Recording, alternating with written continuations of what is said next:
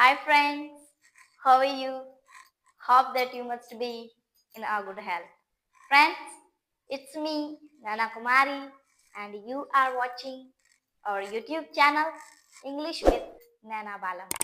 Please subscribe our YouTube channel. Guys, today I am going to teach you the most important thing of English grammar, and you must be thinking that what is this, and that is present indefinite tense. दोस्तों, आज मैं आपको पूरी English grammar के अंदर बहुत ही खास चीज पढ़ाने जा रही हूँ और वो खास चीज है प्रेजेंट इंडेफिनिट टेंस। दोस्तों, प्रेजेंट इंडेफिनिट टेंस पूरी इंग्लिश ग्रामर के अंदर बहुत ही खास टेंस है और ऐसा समझ लीजिए कि ये टेंस जो है बैकबोन की तरह है। जैसा इंसान के अंदर बैकबोन की जो हड्डी है वो बहुत ही खास होती है, इसी तरह ये टेंस भी पूरी इंग्लिश ग्रामर के अंदर जो है बहुत ही खास है। प्रेजेंट इंडेफिनिट टेंस ज़माने हाल सादा।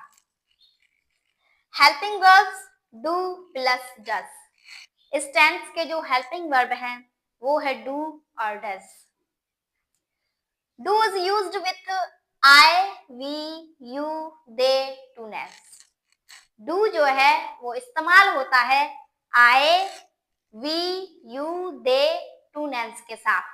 Whenever does is used with he, she, it, one name, जबकि does जो है वो इस्तेमाल होता है he, she, it, one name के साथ।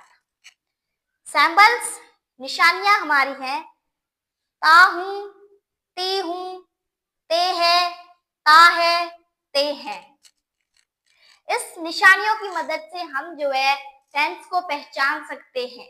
उर्दू के अंदर हम जुमला करते हैं कि वो खाना बनाती है, तो ये निशानियां देने का मतलब ये है कि आप जो है टेंस को आराम से समझ सकें। फॉर्मूला हमारा है subject plus V1 plus object. दोस्तों, मैंने आपको बताया है कि ये टेंस जो है बहुत ही खास टेंस है और ये थोड़ा सा डिफिकल्ट भी है क्योंकि इसमें जो है दो रूल दिए गए हैं। और पहला रूल हमारा बताता है कि इस टेंस के जो हेल्पिंग वर्ब डू और डज है वो अफर्मेटिव सेंटेंसेस में इस्तेमाल नहीं होंगे। पहला रूल हमारा बताता है कि हेल्पिंग वर्ब जो डू और डज हैं वो अफर्मेटिव सेंटेंसेस में इस्तेमाल नहीं होते। और रूल नंबर 2 हमारा बताता है कि अगर सब्जेक्ट ही, शी, इट या नाउन सिंगुलर होगा तब हम अफर्मेटिव सेंटेंसेस में जो हमारा मेन वर्ब होगा उसके पीछे ईएस, आईएस और एस का इजाफा करेंगे। ठीक है। और ईएस हमें कहां पे इस्तेमाल करना है? जब हमारा मेन वर्ब ओ पे खत्म होता हो, एक्स पे, सीएच पे, एसएच पे, डबल एस पे। अगर हमारा मेन वर्ब इन लेटर्स के आखिर में खत्म हो रहा है तो हम वहां पे जो है ईएस का इस्तेमाल करेंगे। जैसा कि गो का हमने जो है गोज हो जाएगा, ईएस लगाया, क्योंकि हमारा जो वर्ब है वो ओ पे खत्म हो रहा है और हमें बताया जा रहा है कि ईएस वहां पे लगेगा जहां पे जो है इन लेटर्स का मेन वर्ब जहां पे खत्म होता हो।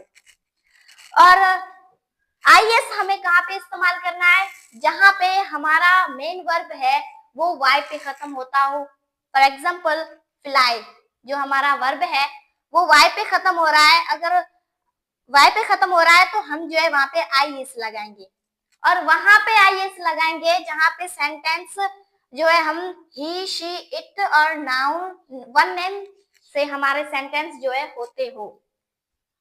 और एस हम वहां पे लगाएंगे जहां पे बी, सी, डी, ई, जी, ईटीसी, वहां पे अगर हमारा मेन वर्ब खत्म हो रहा है इन लेटर्स पे या इनसे भी ज्यादा जो है वगैरह वगैरह लेटर्स हैं उन पे खत्म हो रहा है तो हम वहां पे एस का इस्तेमाल करेंगे। गाइस आइए अब जुमले सीखते हैं। नंबर 1 सेंटेंस हमारा है मैं वीडियो बनाती हूँ। सबसे पहले आपने क्या करना है, सबसे पहले आप जब उर्दू के सेंटेंस को इंग्लिश में करते हो तो सबसे पहले आपको जो है सब्जेक्ट, हेल्पिंग वर्ब, ऑब्जेक्ट या फिर वर्ब उसको निकाल लेना है, उनको अलग अलग कर लेना है कि इनमें से सब्जेक्ट कौन सा है, इनमें से ऑब्जेक्ट कौन सा है, इनमें से हेल्पिंग वर्ब कौन सा है। तो आप जो है, मैं आपको आसान सा तरीका बताने जा रही हूँ। आप जो है उर्दू का सेंटेंस अगर इंग्लिश में करने जा रहे हो तो सबसे पहले आप ये तरीका इस्तेमाल करें। सबसे पहले आप सब्जेक्ट, ऑब्जेक्ट और वर्ब हो या फिर आपका जो है हेल्पिंग वर्ब हो उसको निकालें। जैसा कि मैंने यहाँ पे निकाला है, मैं जो हमारा सब्जेक्ट है, वीडियो जो हमारा है ऑब्जेक्ट है और बनाना जो हमारा है वो है वर्ब। तो आप आप जो है सेंटेंस को इस तरह से करेंगे और फॉर्मूले की मदद से करेंगे तो आपके सेंटेंस जो है वो गलत नहीं होंगे। और हमारा सेंटेंस है मैं वीडियो बनाती हूँ, आई मेक वीडियो। ये सेंटेंस हमने जो है फॉर्मूले की मदद से किया है और फॉर्मूला हमारा बता रहा है कि सबसे पहले हमने सब्जेक्ट का इस्तेमाल करना है, तो मैंने यहाँ पे सब्जेक्ट का इस्तेमाल किया है। उसके बाद फॉर्मूला बता रहा है कि V1 वर्ब की फर्स्ट फॉर्म इस्तेमाल करनी है, तो हमने यहाँ पे मैक जो हमारा वर्ब है उसका इस्तेमाल किया है। और उसके बाद ऑब्जेक्ट, यहाँ पे हमने जो है ऑब्जेक्ट का इस्तेमाल किया है। तो हमारा उर्दू के अंदर जुमला था मैं वीडियो बनाती हूँ, इंग्लिश हो जाएगा I make video. Sentence number 2 हमारा है वो घर जाती है। अब देखें यहाँ पे वो घर जाती है, इसमें सब्जेक्ट जो है हमारा शी है और हमने रूल नंबर 2 में अच्छे से पढ़ा है कि अगर सब्जेक्ट ही, शी, इट या फिर नाउन सिंगुलर होगा तो हमारा जो मेन वर्ब है वो जिस वर्ड पे खत्म होगा हम उसके पीछे जो है ES, IS और S का इजाफा करेंगे। ठीक है, तो हमारा सब्जेक्ट है शी और उसके बाद हमारा जो वर्ब है वो है जाना। ठीक है, गो। अब हमने आपको अच्छे से बताया है कि अगर हमारा जो वर्ब ओ पे खत्म होगा तो हम वहां पे ES का इस्तेमाल करेंगे। ठीक है, और उसके बाद हमने ऑब्जेक्ट का इस्तेमाल किया है जो है टू होम। उर्दू के अंदर हमारा जुमला था वो घर जाती है, इंग्लिश हो गया है she goes to home. Sentence number 3 है तुम पतंग उड़ाते हो, इंग्लिश होगी you fly kite. Sentence number 4 हमारा है वो पतंग उड़ाता है।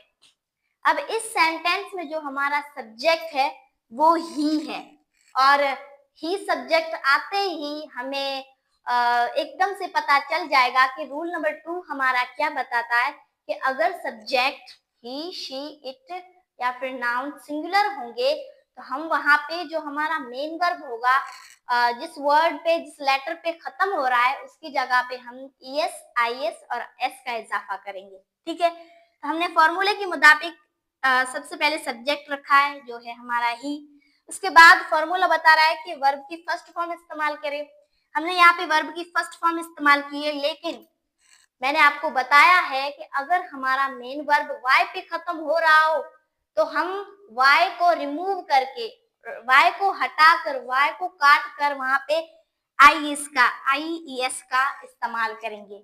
ठीक है, तो हमारा वर्ब है फ्लाइज और हमारा ऑब्जेक्ट है काइट। तो हमारा उर्दू के अंदर जुमला था वो पतंग उड़ाता है, इंग्लिश में हो गया है ही फ्लाइज काइट। सेंटेंस नंबर 5 हमारा है वो ग्रामर सीखते हैं, they learn grammar. Sentence number 6 हमारा है मीना ग्रामर सीखती है। अब मीना जो है नाउन सिंगुलर है और रूल नंबर 2 हमारा यही बताता है कि अगर नाउन सिंगुलर भी है तब भी हम जो है मेन वर्ब के पीछे IS, S या ES का इस्तेमाल करेंगे। ठीक है, तो हमारा इंग्लिश हो जाएगा मीना लर्न्स ग्रामर। यहाँ पे हमारा जो लर्न वर्ब है उसके पीछे में हमने जो है एस का इस्तेमाल किया है, क्योंकि हमारा वर्ब जो है एन पे खत्म हो रहा था। और हमने आपको अच्छे से बताया है कि अगर हमारा वर्ब जो है बी सी डी या एटीसी जिस भी लेटर्स पे खत्म हो रहा है वहां पे हम जो है एस का इस्तेमाल करेंगे। तो हमारा उर्दू के अंदर जुमला था मीना ग्रामर सीखती है, इंग्लिश में हो गया है मीना लर्न्स ग्रामर।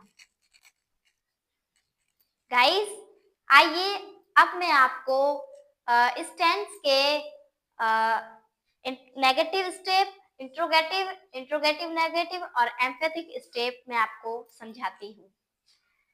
जैसा कि हमने यहाँ पे एक जुमला लिखा हुआ है, हम वीडियो अपलोड करते हैं, और इंग्लिश हो जाएगा वी अपलोड वीडियो। ये हमारा अफर्मेटिव स्टेप है।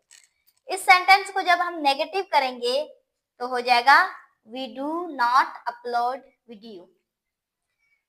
इंट्रोगेटिव करेंगे तो हो जाएगा डू वी अपलोड वीडियो, क्या हम वीडियो अपलोड करते हैं। इंट्रोगेटिव नेगेटिव करेंगे तो हो जाएगा do we not upload video, क्या हम वीडियो अपलोड नहीं करते हैं। अब इस सेंटेंस को जब हम एम्फेथिक बनाएंगे तो हो जाएगा वी डू अपलोड वीडियो। दोस्तों एक बात आपको जहन में रखनी है कि जब हम सेंटेंस को एम्फेथिक बनाते वक्त हम जो है हेल्पिंग वर्ब डू का इस्तेमाल करेंगे। ठीक है, हेल्पिंग वर्ब डू का इस्तेमाल हम जो है एम्फेथिक सेंटेंसेस में करेंगे। सेंटेंस नंबर 2 हमारा है वो कराची जाती है, शी गोज टू कराची। अब क्योंकि यहाँ पे हमारा सब्जेक्ट शी है, इसलिए हमने जो है हमारा जो मेन वर्ब गो है उसके लास्ट में टीएस का इजाफा किया है। ठीक है, और टू कराची हमारा ऑब्जेक्ट है। तो इसका मैं आपको नेगेटिव, इंट्रोगेटिव नेगेटिव और एम्फेथिक स्टेप में आपको समझाती हूँ। नेगेटिव स्टेप इसका है she does not go to Karachi. दोस्तों मैंने आपको पहले भी बताया है कि अगर हमारा सब्जेक्ट ही, शी, इट या नाउन सिंगुलर होगा तो हम वर्ब के पीछे एस, ईएस या फिर आईएस का इजाफा करेंगे। लेकिन जब सेम ही सेंटेंस को हम जो है नेगेटिव, इंट्रोगेटिव नेगेटिव या एम्फेथिक बनाएंगे तो लगाया हुआ ईएस, आईएस और एस को हम जो है काट देंगे, रिमूव कर देंगे। जैसा कि हमने यहाँ पे किया है she does not go to Karachi. यहाँ पे हमने जो है ईएस का रिमूव कर दिया है, ईएस को खत्म कर दिया है। ठीक है, और सेंटेंस हम जब इंट्रोगेटिव करेंगे तो हो जाएगा does she go to Karachi, क्या वो कराची जाती है। इंट्रोगेटिव नेगेटिव बनाएंगे तो हो जाएगा does she not go to Karachi, क्या वो कराची नहीं जाती है। अब इसी सेंटेंस को हम जब एम्फेथिक बनाएंगे, मैंने इस सेंटेंस में भी आपको बताया है कि जब हमने इस सेंटेंस को एम्फेथिक बनाया तो हमने यहाँ पे हेल्पिंग वर्ब डू का इस्तेमाल किया है, और इस सेंटेंस को जब हम एम्फेथिक बनाएंगे तो हम यहाँ पे भी हेल्पिंग वर्ब डज का इस्तेमाल करेंगे, और सेंटेंस हमारा बन जाएगा she does go to Karachi.